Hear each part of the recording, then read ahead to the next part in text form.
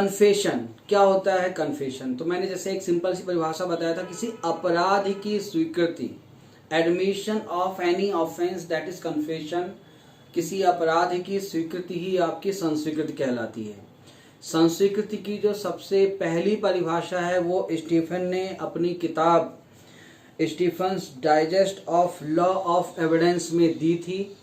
क्या परिभाषा बताई थी? हिंदी में बताया था कि संस्वीकृति किसी भी समय एक व्यक्ति द्वारा जिस पर अपराध का आरोप है उसके द्वारा की गई स्वीकृति है, जिसके तहत वो कोई कथन या सुझाव देता है जिसमें वह बताता है कि उसने कोई अपराध किया है। तो ये क्या कहलाता है? आपका संस्वीकृति। इंग्लिश में देखें तो the confession is an admission made at any time by person charged with a crime, suggesting the inference that he committed that crime, किसने वह अपराध किया है। तो ये क्या कहलाते हैं? कन्फेशन की डेफिनेशन कह सकते हैं कि आपका जेम्स फिस्ट स्टीफन ने अपने बुक में बताई।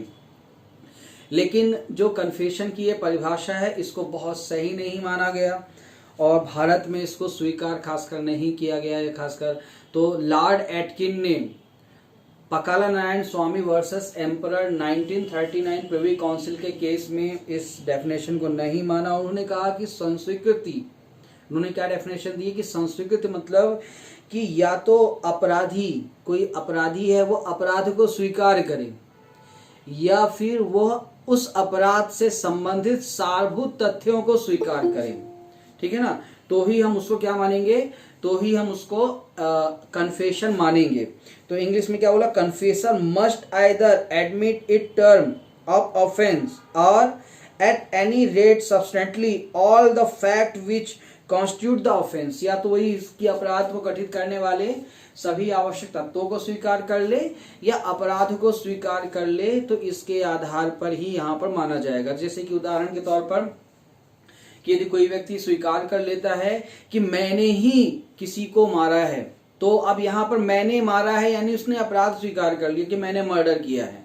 लेकिन यदि वो ये स्वीकार करता है कि भाई मर्डर किस रीजन से हुआ है, तो यहाँ पे पुराने लेन देन की वजह से हुआ है, तो स्वीकार करते हैं हाँ भाई पुराने लेन देन था। आप ये जो मर्डर वेपन बरामद हुआ है ये एक्यूज से पूछा जाता है ये आपका ही है, तो उसने बोलता है हाँ ये मेरा ही है। क्राइम सीन पर आप पाए गए थे, हाँ मैं क्राइम सीन पर पाया गया था। तो यानी कि जितने भी एसेंशियल एलिमेंट्स हैं जिसके आधार पर किसी भी एक्यूज को, किसी भी अभियुक्त को किसी भी मर्डर का कह सकता मर्डर के लिए कन्वर्ट किया जा सकता है, वो सभी जो एसेंशियल एलिमेंट्स है उसने यदि एक्सेप्ट कर लिया है तो भी इसको कन्फेशन माना जाएगा। यहाँ पर ये कहा गया।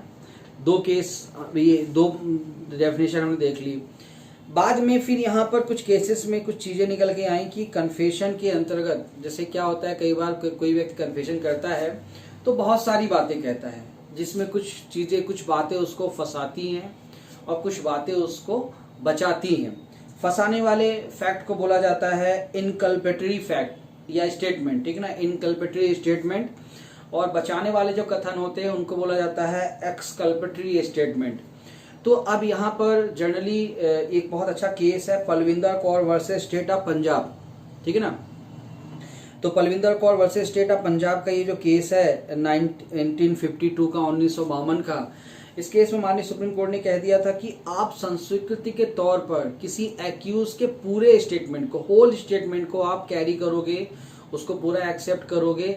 आप ऐसा नहीं करोगे कि उसने कोई स्टेटमेंट दिया तो आपने उसके फंसाने वाले तथ्य को या फंसाने वाले कथन को, जिसको ट्रैपिंग फैक्ट या कल्पेटरी स्टेटमेंट बोल सकते हो, कि उसको आपने एक्सेप्ट कर लिया और उसको आपने कन्विक्शन दे दिया। क्योंकि यदि किसी भी कन्फेशन में बचाने वाले तथ्य भी हैं, एक्सकल्पेटरी स्टेटमेंट भी है, तो मतलब कि यहाँ पर संदेह का लाभ उत्पन्न हो रहा है और हमेशा संदेह का मतलब संदेह उत्पन्न हो रहा है, और जब संदेह उत्पन्न होता है तो संदेह का जो लाभ है, बेनिफिट ऑफ डाउट्स है, वो हमेशा एक्यूज के फेवर में होता है। तो इसलिए आप ऐसा नहीं कर सकते हो, इसको आप पूरी तरह से सही कन्फेशन नहीं बोल सकते हो। लेकिन बाद में एक और अच्छा केस निकल के आता है Nishikant Jha versus State of Bihar का, ये भी मैंने आपको बता दिया था। तो निशिकांत झा वर्सेस बिहार राज्य का जो केस था ये 1959 सुप्रीम कोर्ट का केस था। इस केस में माननीय सुप्रीम कोर्ट ने ये कहा कि कई बार ऐसा होता है कि एक्यूज जो होता है वो एक्सकल्पेटरी जो फैक्ट होते हैं या स्टेटमेंट होते हैं वो कई बार ऐसे होते हैं जो इम्पॉसिबल होते हैं, फॉल्स होते हैं, ठीक है ना। तो फिर यहाँ पर न्यायालय को वाइसली यानी कि बुद्धिमानी से क्या करना चाहिए कि ये जो एक्सकल्पेटरी फैक्ट है, जो सेविंग फैक्ट है, तो इनको क्या है कि इनको सेपरेट कर देना चाहिए और जो कह सकते हो कि फंसाने वाले जो तथ्य हैं, ठीक है ना, जो कह सकते हो आपका कि इनकल्पेटरी जो फैक्ट हैं केवल उन्हीं को, इनकल्पेटरी स्टेटमेंट को ही एक्सेप्ट करके न्यायालय वहां पर किसी भी अभियुक्त को दोष सिद्ध कर सकता है। तो ये बहुत अच्छा केस था जिसमें इन चीजों के बारे में बातचीत की गई थी। तो लास्ट क्लास में हमने यहां तक बातचीत कर ली थी। एक चीज और निकल के आता है कि क्या कन्फेशन जो संस्वीकृति होती है तो उसका कोई फॉर्मेट है, प्रारूप है, संस्वीकृति का कोई प्रारूप है, यानी कितने प्रकार से कन्फेशन किया जा सकता है। तो संस्वीकृति जो है बेसिकली ये दो प्रकार से की जा सकती है। एक न्यायालय में, या इसको आप ऐसा बोल सकते हो कि न्यायाधीश को, ठीक है ना, और दूसरा है न्यायालय किसी अन्य व्यक्ति को।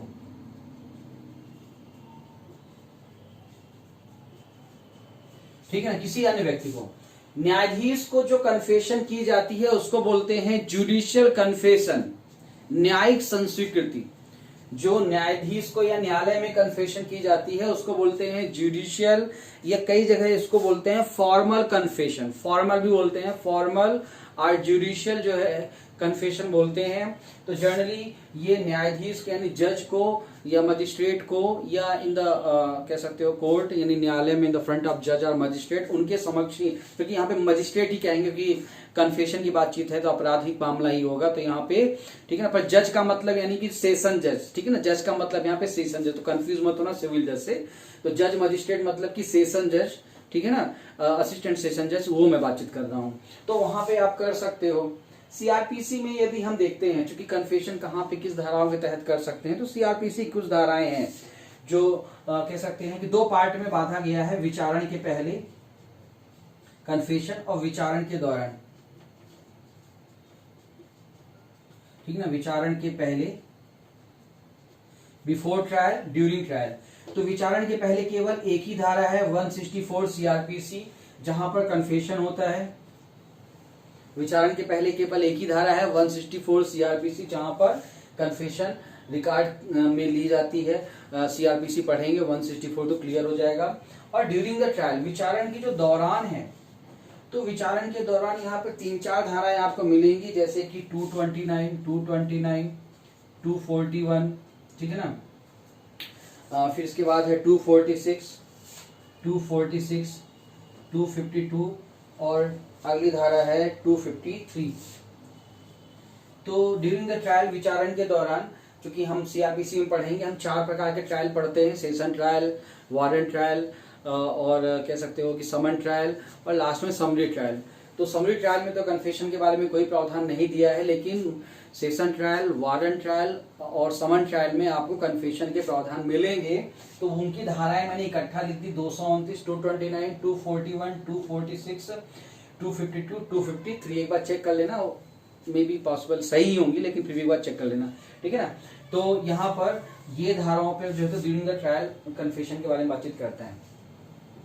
अब बातचीत करते हैं अन्य व्यक्ति को क्या संस्वीकृति की जा सकती है। तो देखो, पहली बात तो यहाँ पर ध्यान रखना, भी पढ़ेंगे, अभी हर चीजें पढ़ेंगे। अन्य व्यक्तियों में ध्यान रखिएगा कि पुलिस ऑफिसर नहीं आएगा, पहली बात, ठीक है ना। अन्य व्यक्ति में, अदर पर्सन में पुलिस ऑफिसर को नहीं आएगा, क्योंकि हम पढ़ेंगे इसकी एक धारा है जो साफ साफ कहती है कि पुलिस ऑफिसर से आप किसी भी प्रकार से कन्फेशन नहीं कर सकते हो। अब पुलिस ऑफिसर से अलावा कोई डॉक्टर है, कोई दूसरा व्यक्ति है, कोई भी ऐसा व्यक्ति है जिससे यहाँ पे कन्फेशन किया जा सकता है। पर किसी अन्य व्यक्ति से कन्फेशन करने के दौरान किन किन बातों का ध्यान रखेंगे, तो इसके लिए बहुत अच्छा केस है। इसको पहली बात तो ध्यान रखना, इसको बोलते हैं एक्स्ट्रा जुडिशियल कन्फेशन, इसको बोलते हैं एक्स्ट्रा जुडिशियल कन्फेशन, न्यायिकोत्तर संस्वीकृति या अनौपचारिक संस्वीकृति, ठीक है ना, इनफॉर्मल कन्फेशन या न्यायिकोत्तर। तो न्यायिकोत्तर यानी न्यायालय के बाहर, तो न्यायालय के बाहर न्यायिकोत्तर संस्वीकृति, एक्स्ट्रा जुडिशियल कन्फेशन, ठीक है ना, या इनफॉर्मल कन्फेशन भी इनको बोला जाता है। बहुत ही अच्छा केस है इसके संबंध में, Sahu versus State of UP. Sahu versus State of UP का केस है। साइटेशन केस का मैं बता देता हूं आपको। 1966 सुप्रीम कोर्ट का ये केस है, 1966। इस केस में माननीय सुप्रीम कोर्ट के सामने प्रश्न ये आया कि किन सर्कमस्टांसेस में या किन टर्म्स के अंतर्गत रहते हुए हम एक्स्ट्रा जुडिशियल कन्फेशन को एक्सेप्ट कर सकते हैं।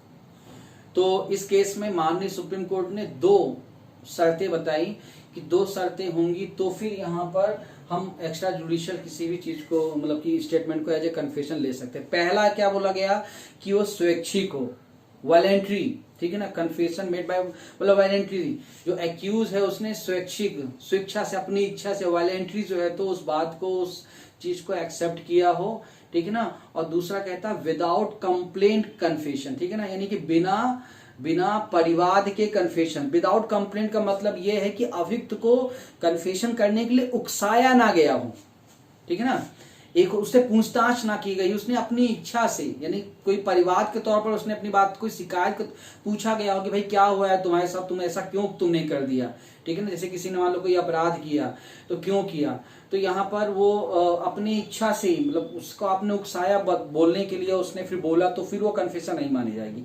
वो अपनी इच्छा से, यानी कि बिना किसी कुछ पूछे वो आगे बढ़ के बता रहा है तो कन्फेशन मानी जाएंगी। जैसे कुछ केसेस आप मैंने पुराने पढ़े थे कि वहां पर पारिवारिक विवाद था, तो पति पत्नी विवाद था, तो पति ने पत्नी का जो है तो सर काटा, और सर को जिस गड़ासे से काटा था वो गड़ासा और सर दोनों ले जाके थाने में रख दिया, लो साहब ये आज मैंने ये काम कर दिया, तो इसको कन्फेशन माना गया, ठीक है ना, कि अपनी इच्छा से उसने किया।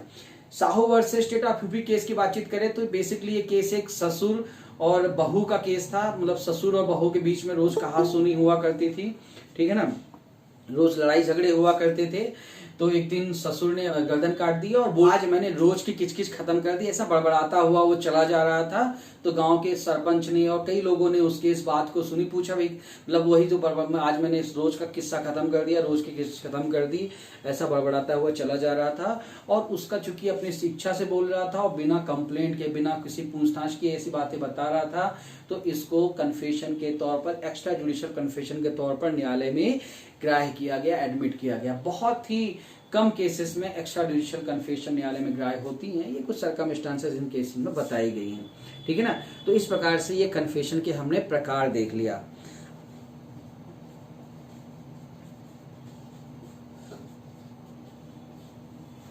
धारा 24 से 30 तक में संस्वीकृति के संबंध में प्रावधान है।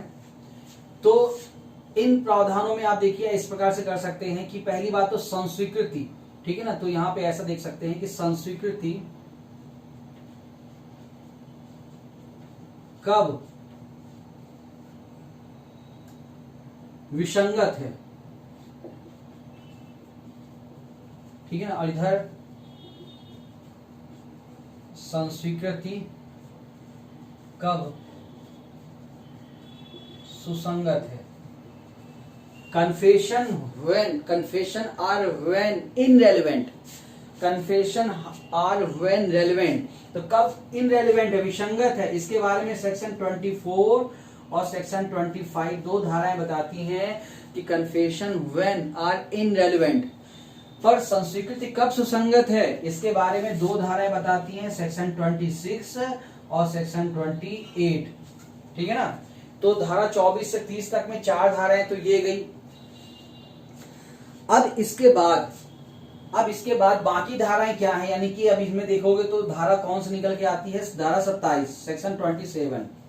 तो सेक्शन 27 में बेसिकली बातचीत क्या बताया गया है, संस्वीकृति नहीं कहता, क्या कहता है लिख लो आप चाहो तो एक लाइन में, कि धारा 27 में क्या बताया गया है कि अभियुक्त से प्राप्त कथन कब सुसंगत है, अभियुक्त से प्राप्त कथन कब सुसंगत है। Statement obtained from accused when relevant, ठीक है ना, अभियुक्त से प्राप्त कथन कब सुसंगत है, ये धारा 27वीं कहता है। और सेक्शन जो है आपकी, चूंकि 27 के बाद 28 धारा आ गई तो सेक्शन 29, तो धारा 29 में बेसिकली मैं आपको बता दूं कि न्यायोत्तर संस्वीकृति कब सुसंगत है, ठीक है ना, extra judicial confession when relevant. तो बेसिकली वो डायरेक्टली नहीं कहा है कि न्यायोत्तर संस्वीकृति संबंध में, लेकिन इनडायरेक्टली, तो इस तरह से आप इसको लिख सकते हो कि न्यायोत्तर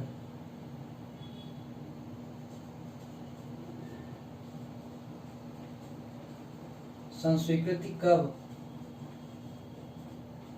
सुसंगत है, ठीक है ना। तो ये बताया गया है। और लास्ट यहाँ पे सेक्शन है सेक्शन 30, तो वह है बेसिकली सह अभियुक्त से प्राप्त संस्वीकृति, ठीक है ना। तो सह अभियुक्त से प्राप्त संस्वीकृति के बारे में सेक्शन 30 बातचीत करती है। कन्फेशन ऑब्टेन बाय को एक्यूज, तो जो सह अभियुक्त से प्राप्त संस्वीकृति है उसका क्या इफेक्ट होगा, क्या प्रभाव होगा, ये हम धारा 30 में देखेंगे। तो इस प्रकार से धारा 24 से लेकर के जो 30 तक की जो धाराएं हैं ये कन्फेशन के संबंध में इस तरह से बातचीत करती हैं। थोड़ा डिटेल से देखने का प्रयास करेंगे। तो पहली जो धारा निकल के सामने आती है सेक्शन 24, धारा 24, ठीक है ना। तो धारा 24 यदि आप देखते हो तो क्या उसका हेडिंग लिखता है कि उत्प्रेरणा धमकी वचन द्वारा कराए गए संस्वीकृति दांडिक कार्यवाहियों में कब विसंगत है। The confession caused by inducement threat promise when irrelevant in criminal procedure, तो कब विसंगत है। तो आप जब अभी धारा पढ़ते हो क्या कहता है, अभियुक्त द्वारा की गई संस्वीकृति दांडिक कार्यवाही में विसंगत है, ठीक है, विसंगत है। The confession made by accused the irrelevant in the criminal proceeding कब है। तो पहला एसेंशियल क्या निकल के आता है कि यदि न्यायालय को प्रतीत हो कि अभियुक्त व्यक्ति के आरोप के बारे में उत्प्रेरणा धमकी वचन से कराएगी। तो पहला एसेंशियल कि कन्फेशन ऑब्टेन बाय यहाँ पर कैसे प्राप्त की गई है, इंड्यूसमेंट थ्रॉट और प्रॉमिस, यानी अभियुक्त से वो कन्फेशन उत्प्रेरणा धमकी या वचन के द्वारा प्राप्त की गई है। पहला एसेंशियल निकल के आता है, ठीक है। दूसरा कि ऐसा उत्प्रेरणा धमकी या वचन प्राधिकारवान व्यक्ति के द्वारा दिया गया है, ठीक है ना।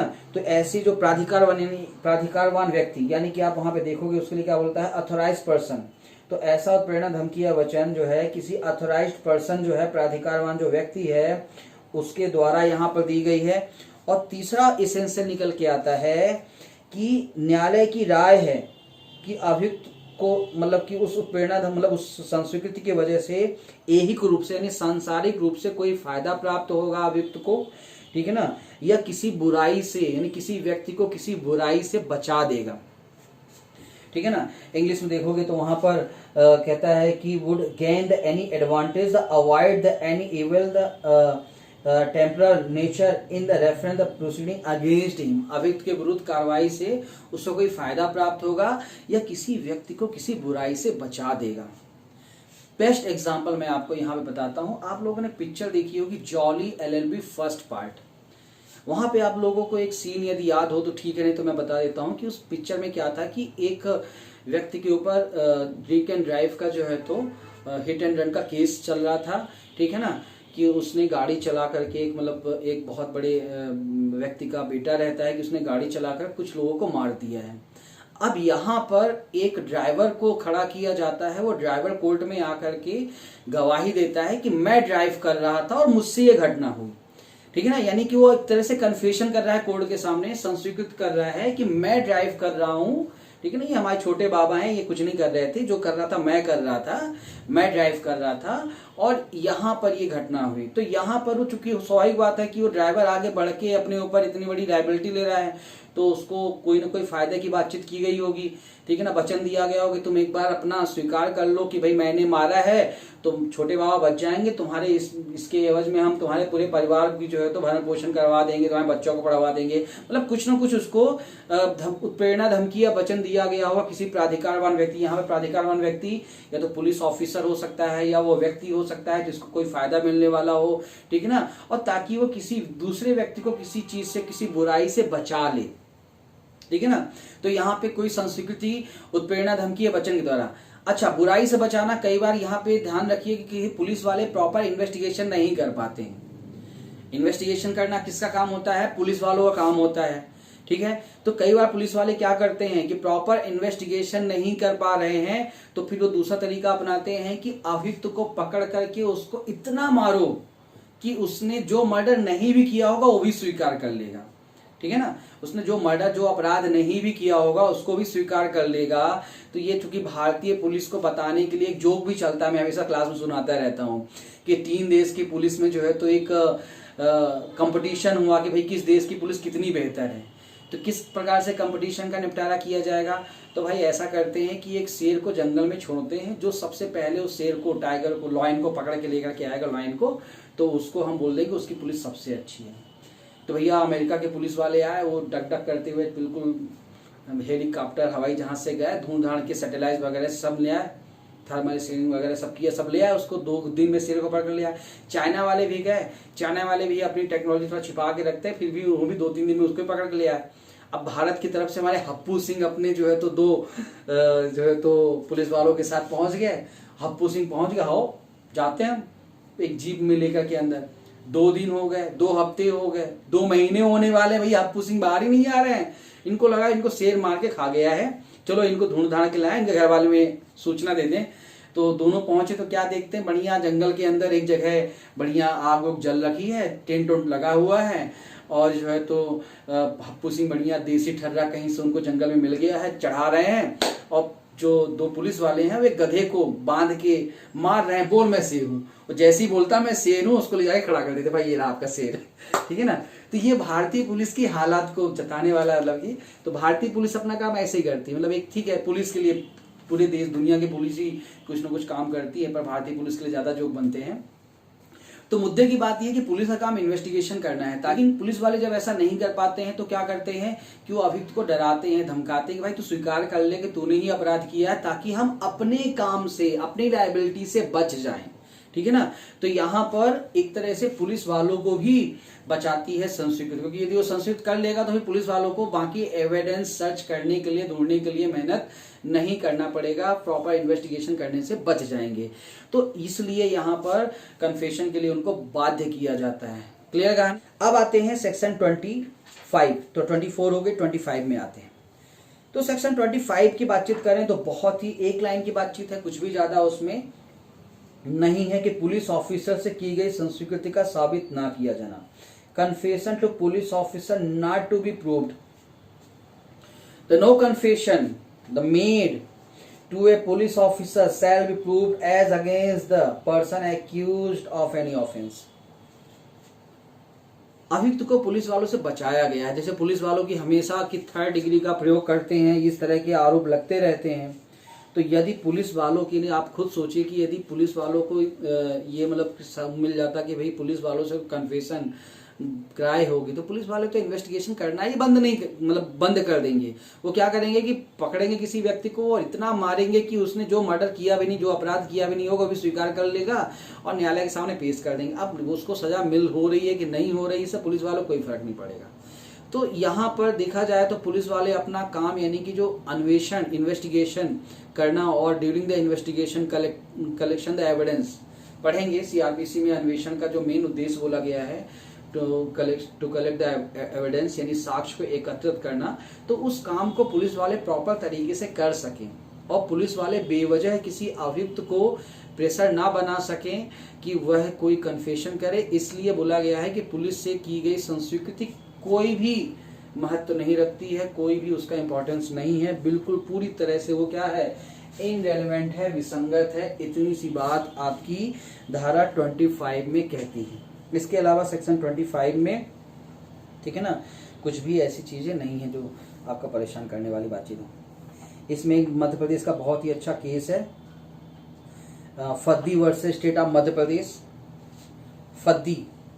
फद्दी versus State of Madhya Pradesh.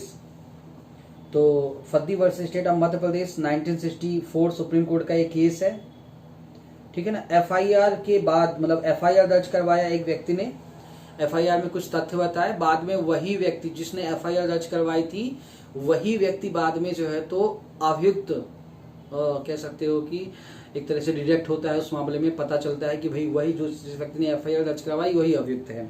तो एफआईआर में उसने जो बातें कही थी तो क्या उसको कन्फेशन के तौर पर उपयोग किया जा सकता है? तो माननीय न्यायालय ने यहाँ पर बोला कि बिल्कुल नहीं। आप जो फेवर की बातचीत है तो वहाँ पे धारा 21 यानी कि एविडेंस एक्ट की धारा 21 में और एविडेंस एक्ट की धारा 27 में बातचीत करेंगे। धारा 27 में क्या है, धारा 21 तो हमने पढ़ लिया है। तो उसकी जो स्टेटमेंट है, कुछ कथन है, वो साक्ष्य अधिनियम की धारा 21 में और धारा 27 में भले काम आ जाएंगे, तो संगत हो जाएंगे, ठीक है ना, एक्यूज के। लेकिन एक्यूज के स्टेटमेंट जो है तो एज ए कन्फेशन जो है वो यूज नहीं किया जाएगा। यही इस केस में फद्दी वर्सेस स्टेट ऑफ एमपी के केस में माननीय सुप्रीम कोर्ट ने कही थी। धारा 25 के साथ ही केस यहाँ पे आप लिख लीजिएगा, ठीक है। चलिए आगे बातचीत करते हैं।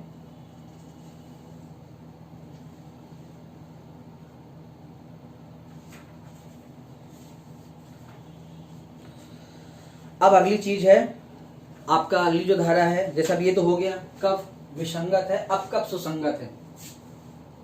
तो कब सुसंगत में है, हम धारा 26 देखते हैं, सेक्शन 26 में देखते हैं कि संस्वीकृति कब सुसंगत है। तो धारा 26 बहुत ही बढ़िया लिखी हुई है, एक लाइन की बात करती है। देखिए क्या कहती है कि पुलिस की अभिरक्षा में होते हुए अभियुक्त द्वारा की गई संस्वीकृति का उसके विरुद्ध साबित किया जा सकना। Confession by accused while in custody of police not to be proved against him, ठीक है ना।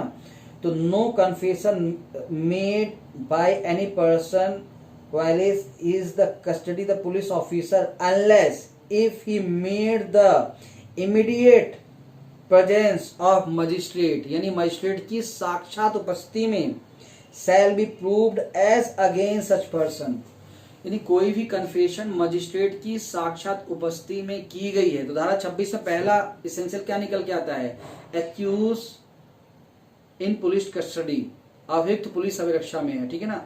अभियुक्त कहाँ है, पुलिस अभिरक्षा में। और अभियुक्त पुलिस अभिरक्षा में है तो पुलिस वाले से तो अपनी संस्वीकृति कर नहीं सकता है। इनफैक्ट कि मैं आपको बता दूं कि पुलिस अभिरक्षा में यदि अभियुक्त है और उस दौरान यदि वो डॉक्टर से भी किसी अन्य व्यक्ति से भी कोई कन्फेशन करता है तो वो भी एडमिसेबल नहीं होगी, क्योंकि वो पुलिस अभिरक्षा में है। तो जब कोई व्यक्ति पुलिस अभिरक्षा में है तो माना जाता है कि उसका पुलिस, उस व्यक्ति के ऊपर पुलिस का इफेक्ट है, प्रभाव है, ठीक है ना। पुलिस उसको कंपेल कर सकता है, विवश कर सकता है अपनी बात रखने के लिए। लेकिन यहाँ पर पुलिस अभिरक्षा में यदि मजिस्ट्रेट जो है तो मजिस्ट्रेट जा करके उसके कन्फेशन को यदि रिकॉर्ड करते हैं तो वो कन्फेशन कोर्ट में काम आ सकती है। पुलिस अभिरक्षा में मजिस्ट्रेट ड्यूरिंग द कह सकते हो कि इन्वेस्टिगेशन किसी मामले में during the investigation before trial and inquiry, जांच या विचारणा के पहले और अन्वेषण के दौरान किस प्रकार से पुलिस अभिरक्षा में कन्फेशन को रिकॉर्ड किया जाता है, इसके संबंध में जो प्रोसीजर है, प्रक्रिया है, वो सीआरपीसी दंड प्रक्रिया संहिता की सेक्शन 164 में बताई गई है, ठीक है ना। तो 164 में बताई गई है कि वहां पे मजिस्ट्रेट जाता है और मजिस्ट्रेट जाने के बाद सबसे पहले वो देखता है कि एक्यूज के ऊपर कोई प्रेशर तो नहीं है, यानी कि वॉलेंटरी स्वेच्छा से अपनी बात कर रहा है, कोई विवश तो नहीं कर रहा है उसको, ठीक है ना। उसके मेडिकल रिपोर्ट वगैरह सब देखता है, इसके सब कुछ मारपीट वगैरह तो नहीं की गई है, सब कुछ वो देखता है। फिर उसके बाद उसको बोलता है कि भाई देखो यहाँ पर ये तुम कोई कन्फेशन लोगे, उसको वार्न करता है, उसको वार्न देता है, वार्निंग करता है कि यदि तुम कन्फेशन यहाँ पे कुछ करोगे तो तुम कन्फेशन यदि करते हो कि मैंने मर्डर किया है तो मर्डर के लिए आईपीसी की सेक्शन 302 के तहत सजा है और हम आपको फांसी भी दे सकते हैं। और वार्न करने के बाद भी यदि एक्यूज तैयार है कि भाई ठीक है नहीं, हम तो यहाँ पे सच बोलने को तैयार है साहब, जो किया तो सो किया, मैं बता देता हूँ आपको, तो फिर अब ऐसे कंडीशन में उसकी कन्फेशन को रिकॉर्ड की जाती है सीआरपीसी की ही सेक्शन 281 की प्रक्रिया का पालन करते हुए। अब वो क्या प्रोसीजर हम सीआरपीसी में देखेंगे, पहले एज ए नॉलेज आप दो धाराएं यहाँ पर लिख सकते हैं, 164 और 281 सीआरपीसी। जब समय हो तो पढ़ भी लेना, अच्छा लगेगा, नहीं तो मैं सीआरपीसी पढ़ने के दौरान बता दूंगा, ठीक है ना। तो इन दो धाराओं के तहत जो कह सकते हो कि इमीडिएट प्रेजेंस ऑफ मजिस्ट्रेट की साक्षात उपस्थिति में किसी भी एक्यूज की, अभियुक्त की पुलिस अभिरक्षा में, ठीक है ना, कन्फेशन को रिकॉर्ड किया जाता है। और ये जो कन्फेशन है ये रेलेवेंट है एज ए एविडेंस, साक्ष्य के तौर पर, ठीक है। तो ये है आपकी सेक्शन 26। अब आते हैं सेक्शन 28 में, धारा जो 28 है ये धारा 24 का परंतुक है, प्रोवाइडो है। परंतु क्या, सेक्शन 24 में क्या कहता है, यदि किसी भी अभियुक्त के ऊपर उत्प्रेरणा, धमकी या वचन का प्रभाव है, इफेक्ट है, किसका, इंड्यूसमेंट, थ्रॉट और प्रोमिसेस का, तो फिर उससे कन्फेशन जो है वो इनरेलेवेंट होगा। लेकिन भाई साहब वो प्रभाव ही हट गया है, जो इफेक्ट था, प्रभाव है, वो दूर हो गया है। तो भाई साहब अब वो बंदा यदि कोई कन्फेशन कर रहा है, वो एक्यूज को कन्फेशन कर रहा है, तो वो आपका कन्फेशन रेलेवेंट हो जाएगा, यही कहता है। The confession made after removal, ठीक है ना, impression cause the inducement, throat और द प्रॉमिस रेलेवेंट। सीधी सी बात है कि उत्प्रेरणा, धमकी, वचन का प्रभाव समाप्त हो गया, उसके बाद यदि कोई कन्फेशन यहाँ पर किया जाता है तो कन्फेशन जो है वो सुसंगत हो जाएगा, रेलेवेंट हो जाएगा। यही चीज यहाँ पर धारा 28 में कहती है, और ज्यादा कुछ चीज 28 में चीजें नहीं है। मैं देख लेता हूँ, फिर भी कोई केस हो जिसमें हो तो ठीक है, नहीं तो धारा 28 में इतनी ही बातचीत यहाँ पे कहती है, ठीक है। ध्यान रखना, इसमें कहता है पूर्ण रूप से, तो यहाँ पर पूर्ण रूप से प्रभाव हट गया है कि नहीं हट गया है, यहाँ पे ध्यान रखिएगा। इस बात का जो अंतिम निर्णय है वो न्यायालय करेगी कि किसी व्यक्ति के ऊपर उत्प्रेरणा, धमकी या वचन का प्रभाव है, इफेक्ट है, वो पूरी तरफ से हट गया है, रिमूव हो गया कि नहीं है। ये फाइनली जो है तो डिटर्मिनेशन बाय कोर्ट, यहाँ पे न्यायालय उसका निर्धारण, डिटरमाइन बाय द कोर्ट, यहाँ पे न्यायालय द्वारा उसका निर्धारण किया जाएगा। और न्यायालय को लगता है कि हाँ भैया इसके ऊपर से कोई प्रभाव नहीं रहा अब, तो फिर वहाँ पर यदि कोई वो कन्फेशन करता है तो एडमिशेबल हो जाएगा एज एविडेंस, ठीक है ना, और रेलिवेंट हो जाएगा, ग्राह्य हो जाएगा। यही कहता है धारा 28 में। तो इस प्रकार से हमने धारा 24 से 28 तक की बातचीत यहाँ पर देख ली। किसी कोई समस्या, बीच में 27 बचा हुआ है तो उसको हम आगे देखते हैं। यहाँ तक कोई समस्या किसी को?